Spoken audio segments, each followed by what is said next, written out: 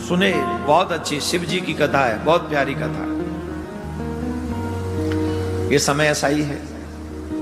एक गांव में एक बुढ़िया माँ रहती थी। उस बुढ़िया माँ के एक बेटा था और एक बहू थी। उन बहू बेटा पे एक बालक था।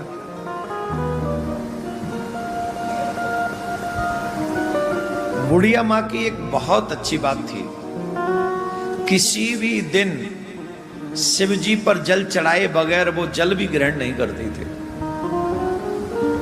शिव जी की पूजा नित्य करती थी, नित्य पूजा करती।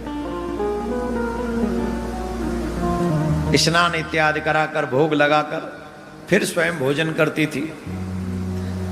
उसके पूजा से, उसके भजन के प्रभाव से ऐसा हुआ कि उसके बेटे का बहुत बड़ा, जो बेटा था, नौकरी लग गई, बहुत अच्छी नौकरी लग गई, अच्छा पैसा कमा रहा था। और जो भी कार्य सिद्ध होता था वो बुढ़िया माँ सिर्फ कहती थी, शिव जी आप ही की कृपा से हुआ है, आप ही की अनुग्रह से हुआ है, आपने कृपा करिए तब ये संभव हो पाया है। ऐसी माँ कहती थी। भक्त का स्वभाव ऐसा ही होना चाहिए, कहे नहीं माने भी इस बात को,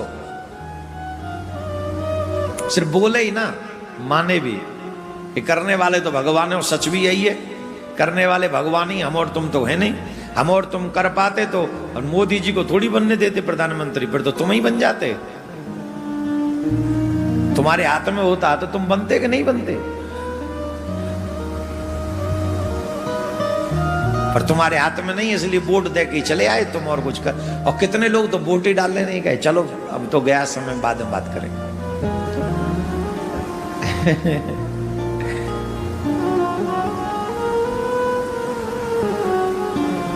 भक्त जो होते वो कहते सब आप ही की कृपा से हो रहा है, मेरा आपकी कृपा से सब काम हो रहा,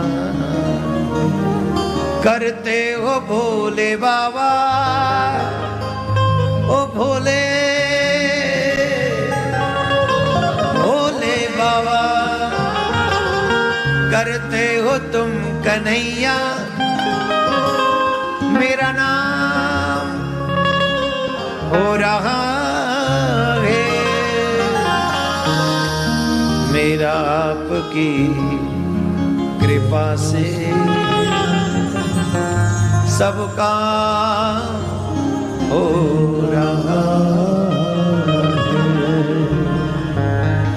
है। सच यही है, चाहे तुम्हें ये लगे कि तुम कर रहे हो, कर तो कोई और रहा है, श्रेय तुमको दे रहा है।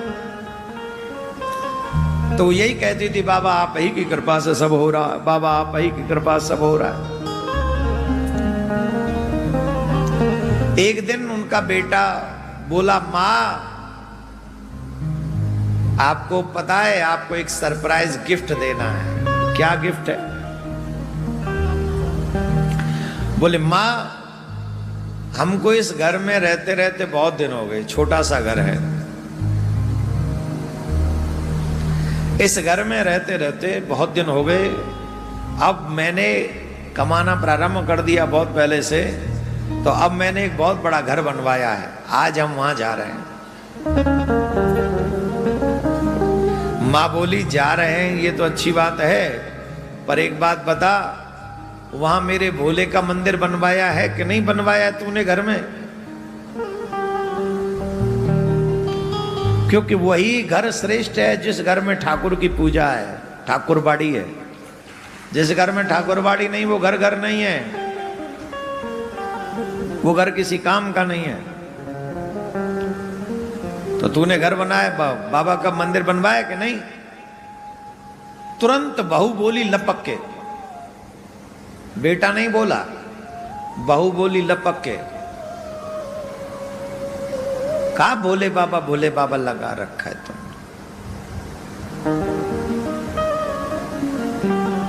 तुम्हारी हरकतों से मैं तो दुखी आ गई।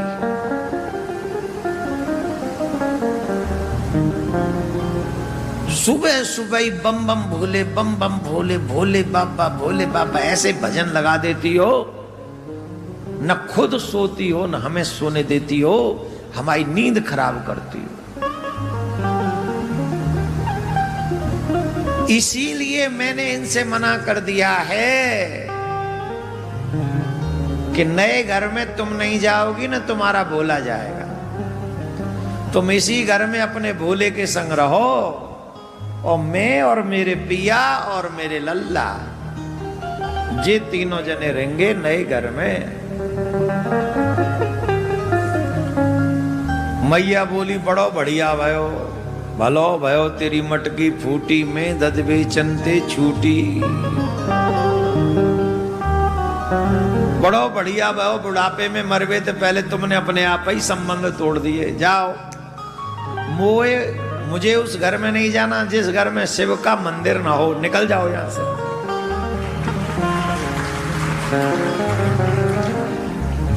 और वो जो हतुकाव लालचंद अम्मा अम्मा कर रहा का, बोलो भी ना गुलाबों के चक्कर में। जैसी गुलाबों ने कही ना तुम ना जा रही, लालचंद चुप। ठीक है, यही कलयुग की संतान है। पत्नी आते ही बूढ़ी माँ को भूल जाना ही कलयुग का स्वभाव है।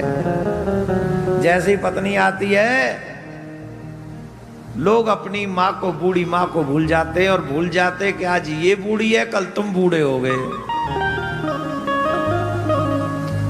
जितनी भी बहुएं हमारी बात को सुन रही हैं, हम तो एक ही निवेदन करेंगे, किसी भी देवता से बड़ा अगर कोई देवता है तो वो तुम्हारी सासू माँ है।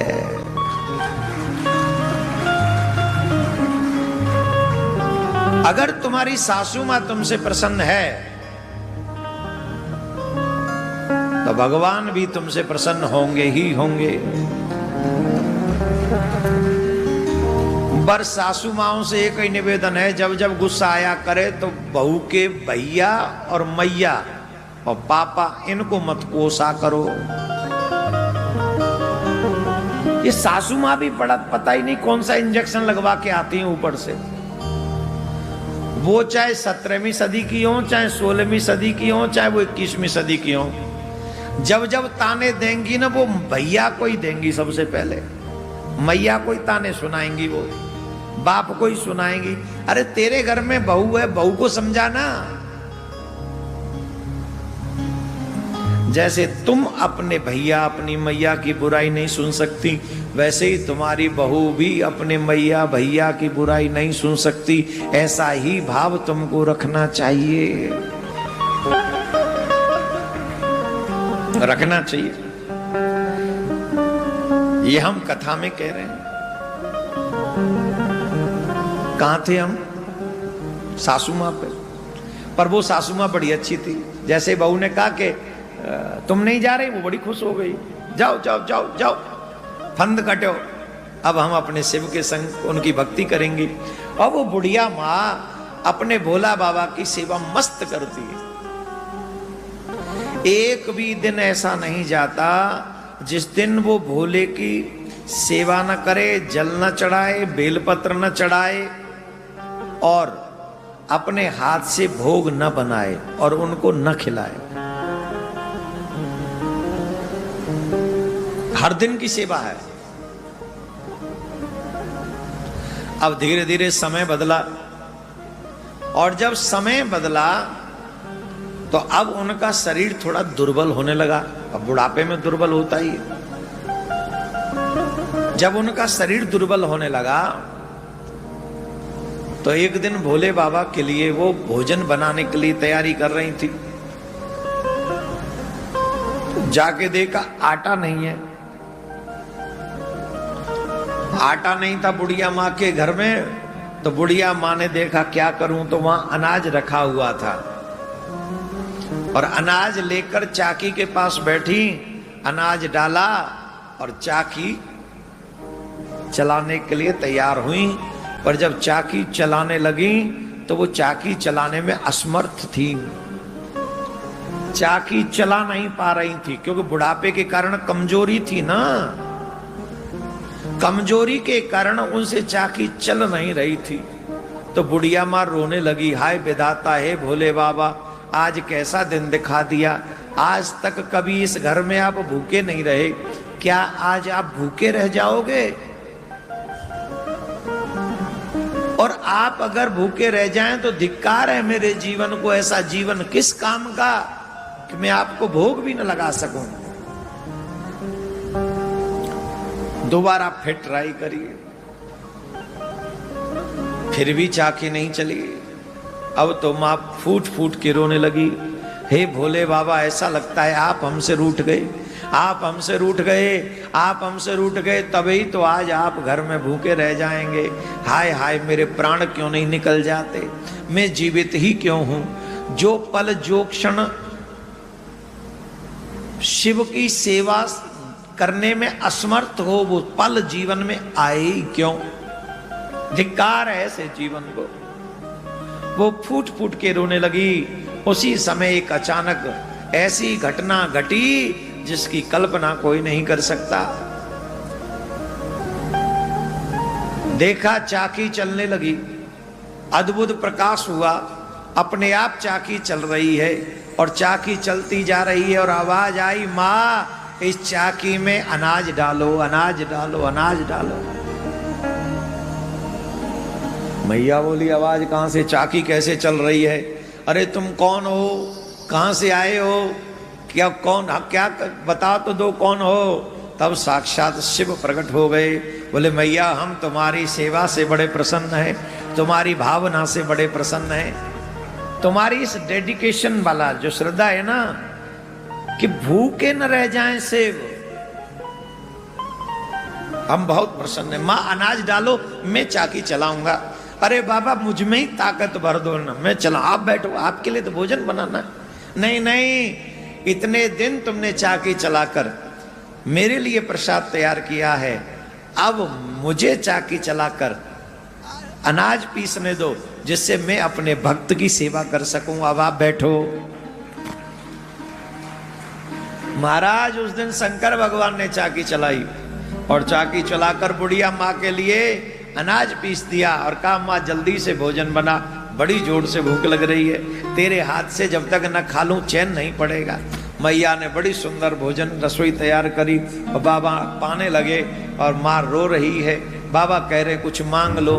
बोले, और कुछ नहीं चाहती हूँ, बस यही चाहती हूँ आप यूं ही प्रसाद पाते रहें, मैं दर्शन करती रहूं, कभी भी शरीर में इतनी असमर्थता ना आए कि मैं आपके लिए भोजन न बना पाऊं, और वो दिन आने से पहले मेरे प्राण निकल जाएं। बस मैं आपसे यही चाहती हूं, मुझे और कुछ नहीं चाहिए, कुछ भी नहीं चाहिए। यह है भक्ति, निष्काम भक्ति। मुझे आपसे कुछ नहीं चाहिए। मैया, आज के बाद तुझे कोई कार्य नहीं करना पड़ेगा, कोई कार्य नहीं करना पड़ेगा। ध्यान से सुनो मैया, ले जाने को तुम्हें अभी ले जाऊं अपने संग, अपने लोग। तुम बहुत प्यारी लगती हो मुझे मैया, बहुत भोली हो, बहुत अच्छी हो, तुम्हें अभी ले जाऊं, पर काल चक्र ऐसा कहता है कि अभी तुम्हारा कुछ समय शेष है, तो अभी तुम यहीं रहो, और जब तक यहां रहोगी तब तक तुम्हें कोई बाधा नहीं पड़ेगी। महाराज, बाबा अदृश्य हुए। बाबा इतना आशीर्वाद दे के अदृश्य हुए तो क्या चमत्कार घटा, जो छोटा सा घर था वो महल में बदल गया।